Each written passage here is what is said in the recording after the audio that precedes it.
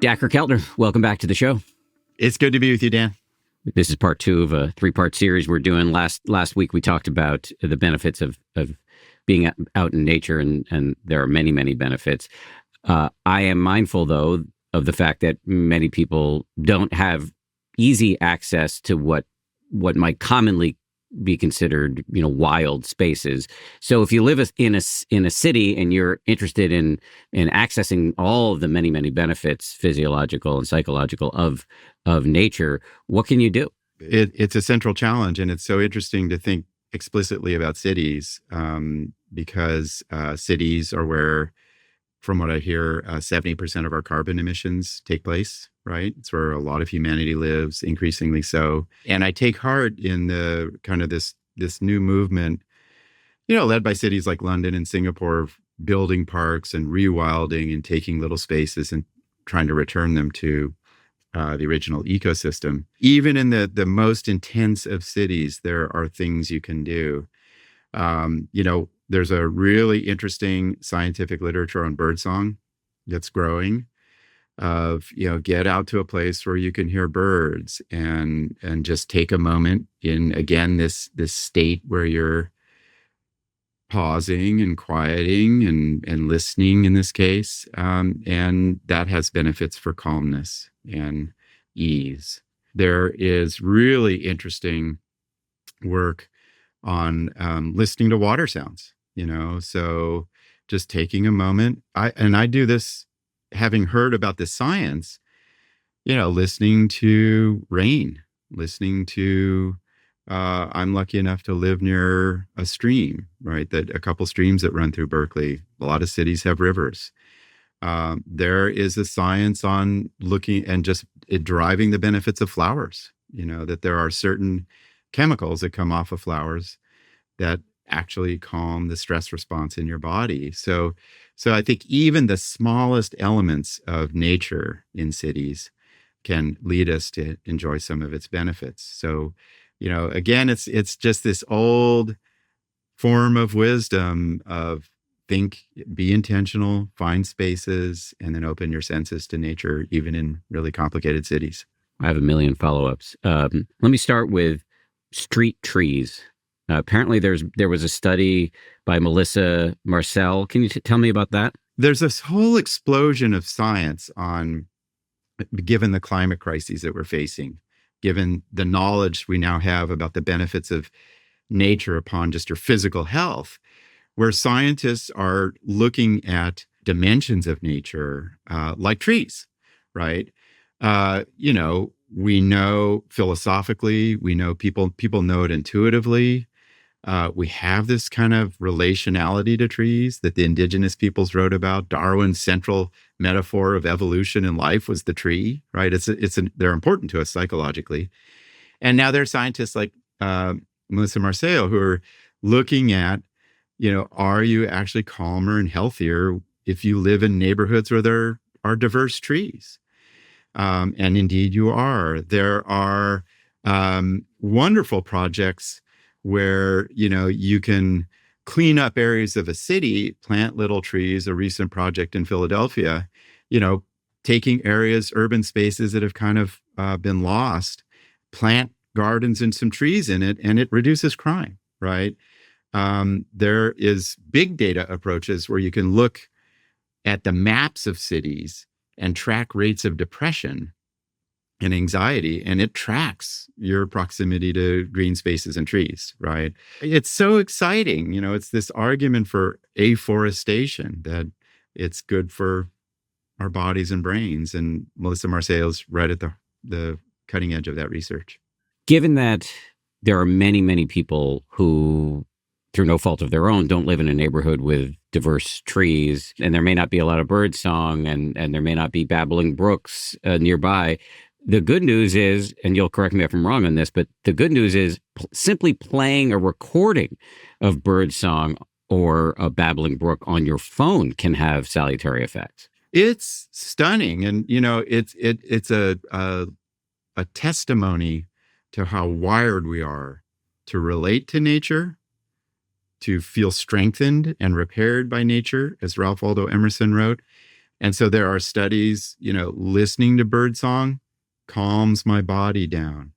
Listening to the sounds of water, very rigorous science, has very nice benefits to, I think it elevates the vagus nerve, which is that bundle of nerves we've talked about that helps you open up and calm your body and concentrate better. Fragrances are part of nature. Those have benefits. Whenever I walk to school, I always touch the rosemary bushes, get a little scent of rosemary, and fragrances are something that you can enjoy that are part of nature. And images. Let's not forget images and how powerful nature images are. Almost all of the benefits of nature probably can be derived to some extent from images and sounds that you can enjoy anywhere. So by images, in our last episode, you made a couple references to BBC Earth. If I'm watching a nature doc on Netflix, that actually is good for my brain? Yeah. I mean, research out of Japan, really compelling research, brain research. Just watching BBC Earth, I think it was, or one of the compelling nature documentaries, deactivates the amygdala, the stress region of your brain, threat region of your brain, and the default mode network, this self-focused region of different chunks of your cortex. That is striking to me, right? That just taking in images and dynamic videos of nature, really highly curated, has these benefits as strong as probably meditating and, practicing a bit of yoga. So it's very encouraging in terms of thinking about the benefits of nature. You mentioned flowers earlier, how flowers can have a nice effect on us. Again, if we don't live in an area where there are flowers blooming all over the place, or would buying an inexpensive bouquet at the bodega give us the same squirt of dopamine or whatever it is? I love how you push these things down. I can't say that. You're pushing me into a corner. But what I can say is this, which is we don't know if the scents are still vibrant. And there's probably a specialist out there who's like, you got that wrong, because once the flowers are cut, they have the same scents. But we know, smelling flowers in full bloom benefits your nervous system. It calms stress response, which is good news. And then there's also a very interesting new scientific literature showing the beauty of flowers and the colors and the patterns and the fractal unfolding of petals and so forth also benefits us in terms of our sense of beauty and calm and attentional freeing up and absorption. So I would put my money on those florist flowers as being good for the mind. And I bet a lot of our listeners would agree. I'm going to go buy some flowers, by the way. You're making me want to get some flowers. Well, I actually met recently the guy who started 1-800-Flowers. He's quite a character. Maybe boosting his business today. Not an advertiser on this show, just to be clear. At the end of the last episode, you talked about the fact that there are national parks in cities. So yeah. Even if you live in a city and don't feel like you can get out and watch the bison and on the Great Plains, if that's even where they exist or if they even still exist anymore. But even if you can't travel, you don't have the money or time to travel, there are parks in many, if not all of our cities. Yeah. And I can't speak on behalf of to what extent that claim is true. But we know, Central Park in New York City is sacred to many of the people there. There is the rewilding of the LA River. There's Golden Gate Park in San Francisco, which is historic. And there are regional parks all over the country, and rivers flowing through cities and trees, and a real concerted effort to rewild and to build little patches, in the middle of a road where you build in a little patch of wildflowers, right? I was most impressed, Dan, by, early sort of broad scale data where you can really map out green spaces in cities. And the benefits of parks in cities is astounding. It is reduced depression, reduced anxiety, better activity for the elderly. There are economic benefits of parks in cities where people start building cafes around them and movie theaters and, martial arts studios or whatever the case may be. So it is just a no-brainer in some sense and I think it's interesting because The Western mind often feels like, and that's why you've asked the right question, like, oh, if I want to get benefits of nature, I got to go drive to Yellowstone, right?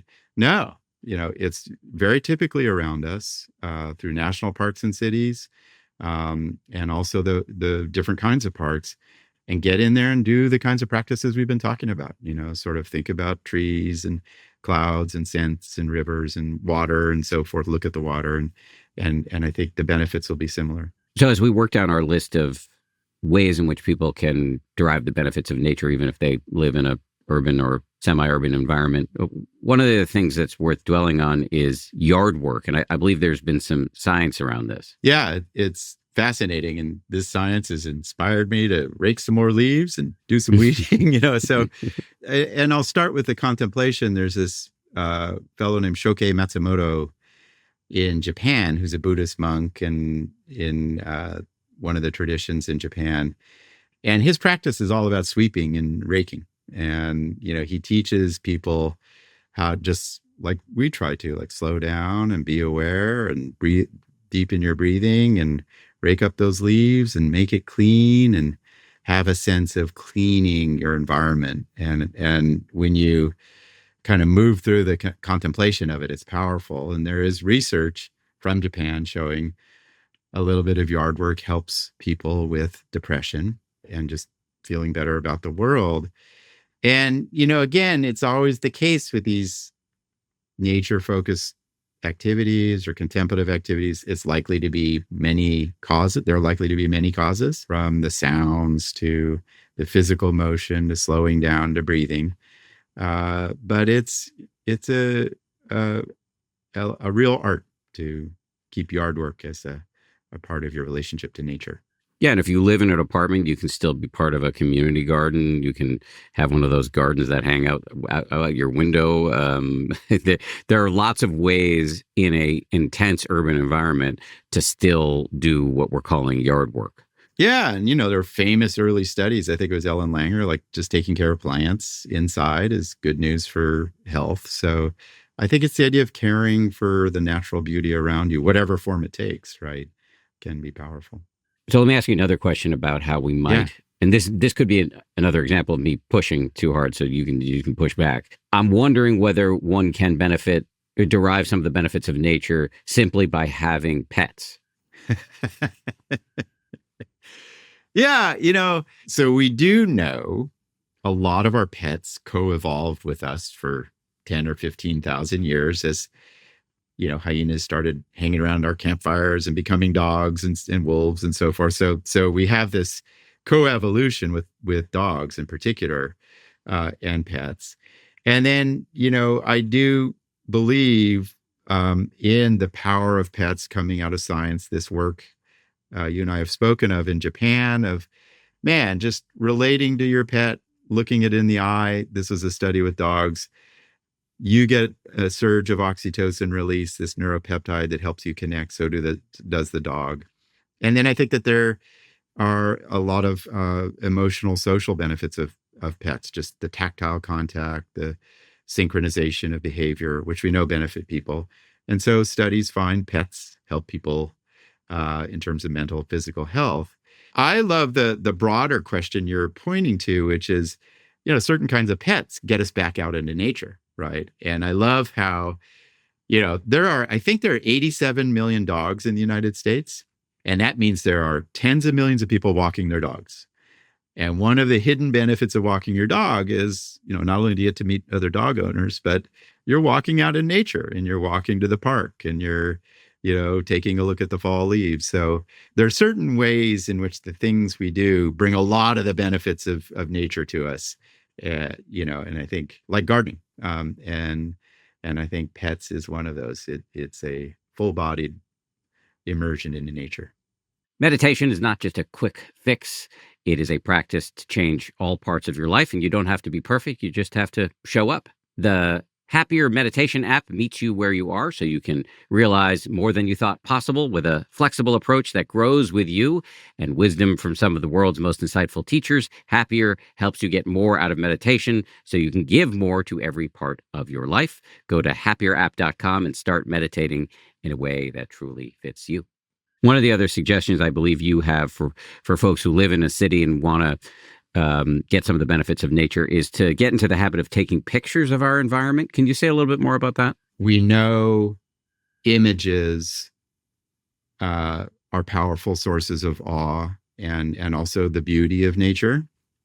People have been doing that, landscape painting, photography, time immemorial, Da Vinci and his landscapes, etc. So images really help us enjoy the benefits of nature. We also have a scientific literature, Dan, on savoring, which is it is really important as we think about ways to cultivate well-being, be it listening to music or in this case, enjoying nature, to savor, to intentionally have a moment where you reflect and you take in the thing that is bringing you joy and meaning, right? A beer with a friend, or a piece of music, or in this case, nature. And photography does that. It benefits. It's part of the savoring mindset that is really important to well-being. We have profiled people.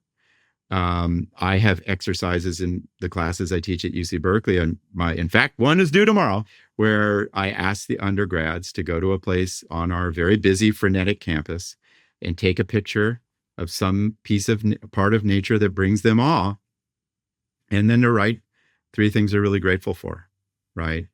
And I think that illustrates the power of taking images of nature and photography. It's like it's a reflective moment. It's an opportunity to savor.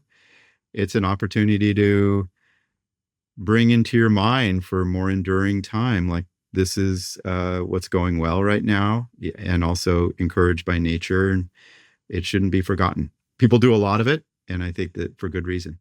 If you're pulling your phone out to document a thing, isn't that inherently pulling you out of the moment?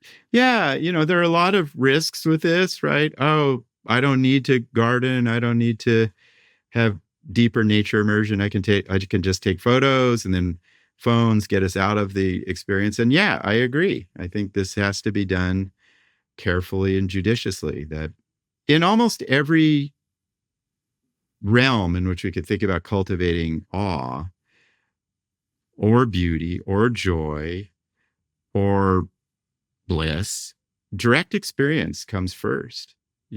That's one of the lessons of meditation, is open up your mind directly and don't let things get in the way, and the phone gets in the way. But I think we also in this effort have to be realistic, and photography can have great moments. You can review photos in the 10 years from now and remember the backpacking trip with your kids, or the day camping by the river, and that matters. So do it with care. You know what I'm thinking about right now, and I don't know if this is a useful analogy, but have you ever heard of this meditative technique called mental noting? I haven't. Okay, so I'll just say a little bit about it. In certain forms of vipassana meditation or insight meditation, there is this instruction to use thinking in a skillful way. And a lot of people find this confusing because you're not supposed to be thinking in meditation? And there's a whole lot to say on that. But the TLDR is you can't stop thinking. So thinking is going to happen in meditation. It's not a problem unless you make it one.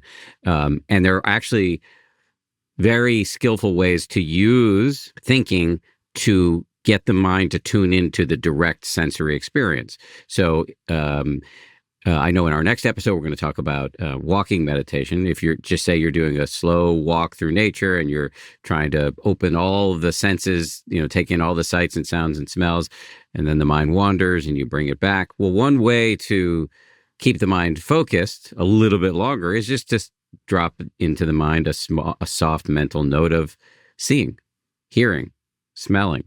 And that's a skillful use of thought to connect you to your direct sensory experience. And I can imagine the phone being using the phone in this way, a co-opting of what is generally a distraction, FOMO, and misery machine to actually connect you to a flower or a vista or something like that, if done correctly.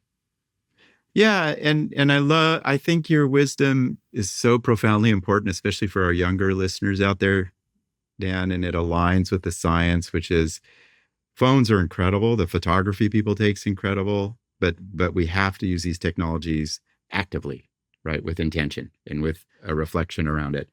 So, I couldn't agree more. And I'll just allude to something that I do, and we're starting to test scientifically, and it actually comes out of a movement at Harvard in art experiences or aesthetic experiences. This professor encourages slow looking, and it's this mental noting of your perceptual field where you look at a scene in nature and you have people notice the colors, how many colors are happening.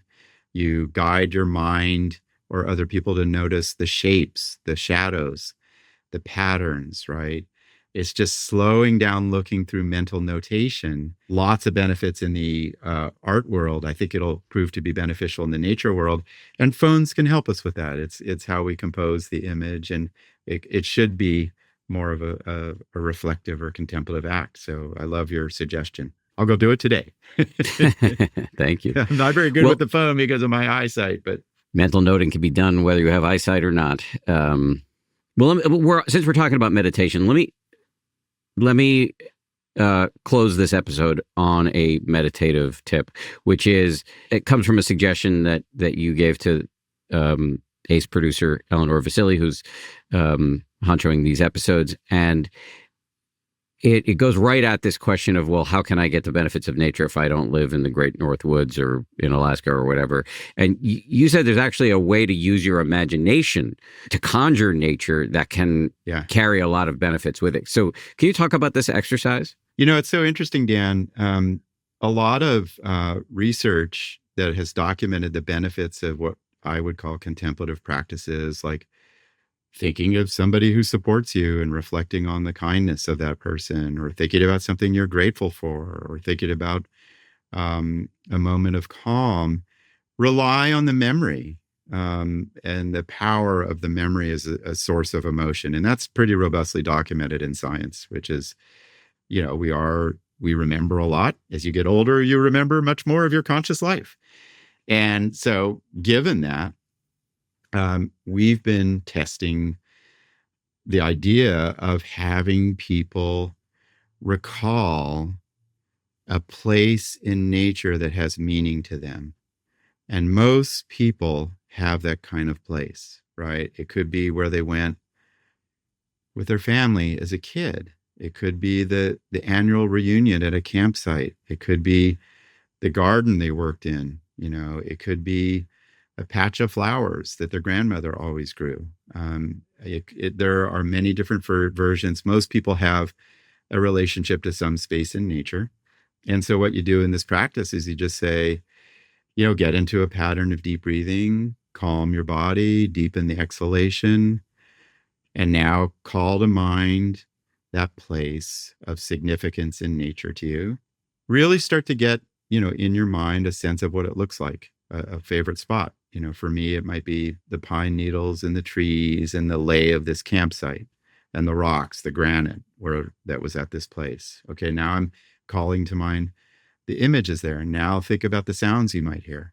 I can almost hear the scrub jays there and the woodpeckers, right? And that starts to come to mind. Now think if you can call to mind certain scents, right, that you might smell. Oh, I smell the cedar or pine.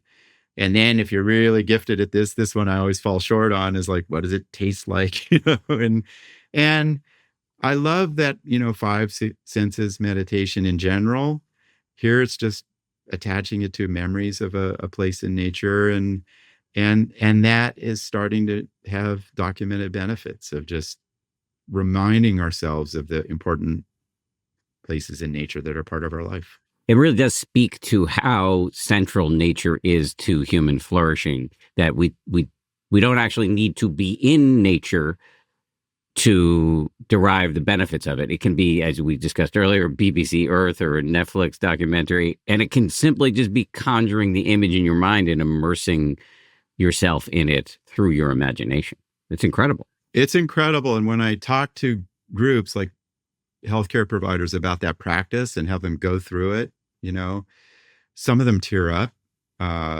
They remember a place that they went camping with their grandparents, And it reminds us, just like you said, Dan, of this sacred relationship we have to nature that is jeopardized today for many reasons, and we need to fortify. Dacher, thanks for all the practical advice for how we can get the benefits of nature no matter where we are. Really appreciate that. When we return on this three-part adventure we're on, so next week in our episode, we're gonna talk specifically about walking. There are benefits to walking in nature, but there are also many benefits to just walking. So we're gonna dive into that next time. But in the meantime, thank you. It's been great being with you, Dan, and I love our conversations because they always make me hunger to get out and practice this stuff. So to get away, I know, from the Zoom and our machines. So such is the paradox of our work. Indeed.